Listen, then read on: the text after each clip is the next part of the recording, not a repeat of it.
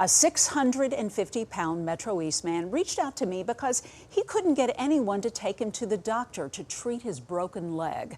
We contacted the state agency that's supposed to help him, and now things have changed. 50-year-old Daniel Spratt of Litchfield, Illinois, feels overlooked, ignored, and cast aside because he weighs more than 600 pounds and desperately needs help. There's been times I've said a few prayers at night before I went to sleep, hoping that I wouldn't wake up in the morning. Spratt called Fox 2 because he has a broken leg and can't get transportation to the doctor to check it out. He's been bedridden since he fell in August. The state of Illinois will pay for an ambulance company to transport Spratt because he is on Medicaid. But time after time, companies cancel and don't show up. They say they'll call back, and they never call back. I've been stood up so many times. A lot of it's due to my size because I'm like 650 pounds. So I feel that if I didn't weigh as much, I guess, what do you say? I wouldn't have problems getting medical transportation. I spoke with Spratt and Sean Mulroney, an advocate for the morbidly obese population. The problem is that the treatment is that we are put aside because we're not seeing that obesity is the last acceptable prejudice.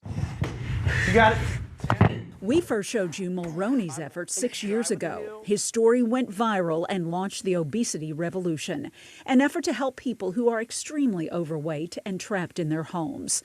My script flipped. I lost all my mobility, everything. Since then, Sean was hospitalized with lymphedema, and at one point he was not expected to live. But he did, and spent 16 weeks learning to stand and walk again. He now helps counsel people all over the country, like Daniel, who are so overweight they have nowhere to turn. If anybody's out there struggling, like me or Daniel, there's hope. And the ones that are ready to give up and throw in the towel, don't give up hope.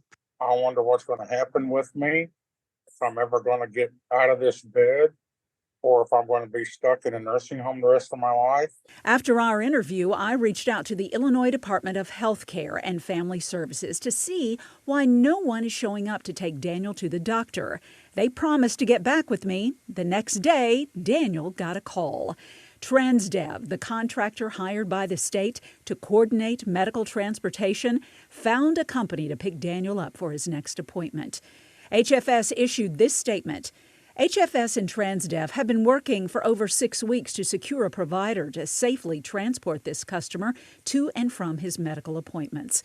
Prior to locating this provider, Transdev contacted 22 local ambulance providers that indicated they were unable or declined to transport the customer. HFS negotiated and accepted the ride with the only provider who agreed to provide transportation.